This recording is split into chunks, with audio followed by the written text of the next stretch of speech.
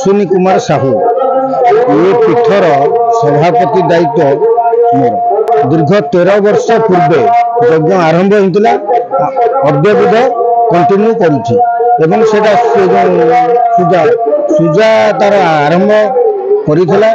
से सुचारूपे क्रमान्वय दायित्व चलती 90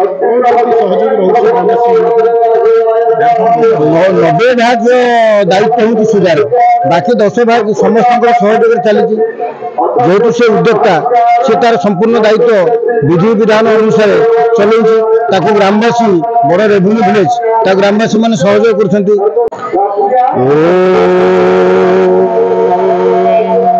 सिद्ध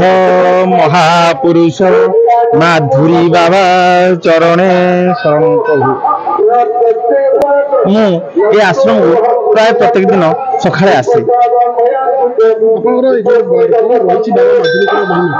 मु माधुरी बाबा से कौन कहबी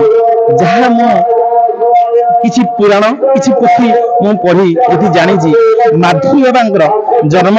कोणिया ब्लॉक रे कोणिया ग्राम बोली मु पोथी जाने 7-8 वर्ष होता सी मामू घर भुएसाई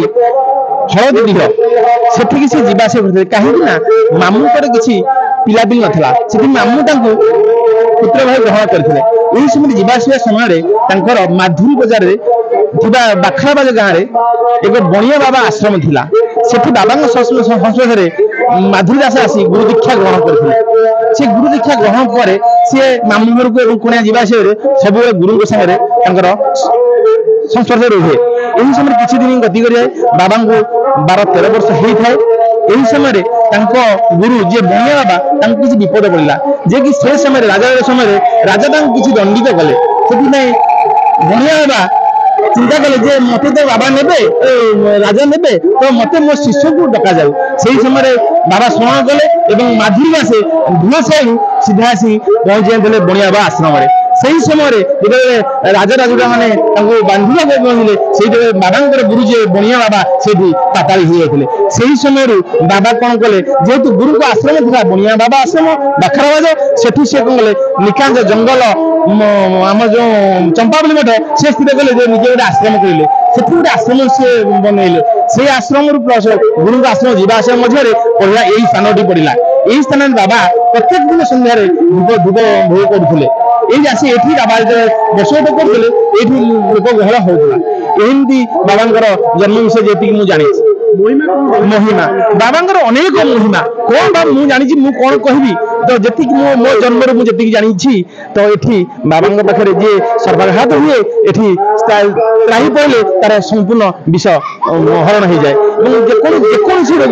जेकोसी रोग हेले बाबा त्राही पड़ती संपूर्ण रोग दूर हो जाए तो आउ कौन कही बहुत महिमा यज्ञ आज्ञा यज्ञ ग्रामर समस्त भक्तवृंद सहस्राधिक भक्तवृंद ए सहयोग करती संपूर्ण दायित्व नियंती ग्रामवासी वृंद माधुरी भक्तमंडली तो ता भीतर अच्छा तो जटाधरी दास आपंकर अश्विनी साहू जो नित्यानंद साहू आपंकर गुणनिधि सेठी एमती मुखिया मुखिया लोक ये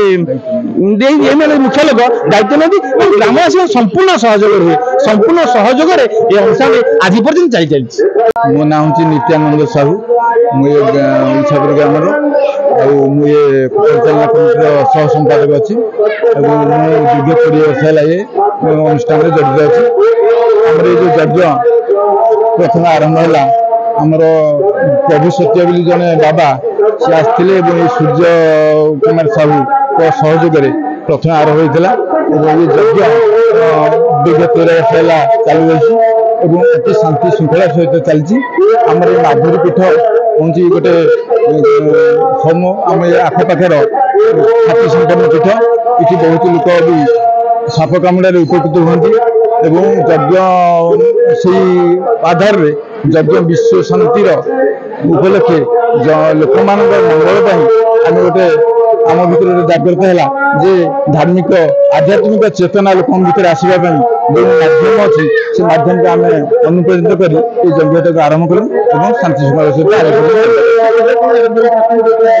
चलित वर्ष 22 तारीख में आरंभ है पूर्णाहुति आज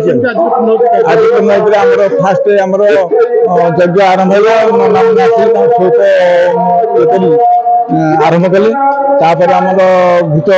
कार्य शुल्क अनुसार कार्यक्रम चालू रहा मझे गोटे भोग है भोग पर बर्तमान आमर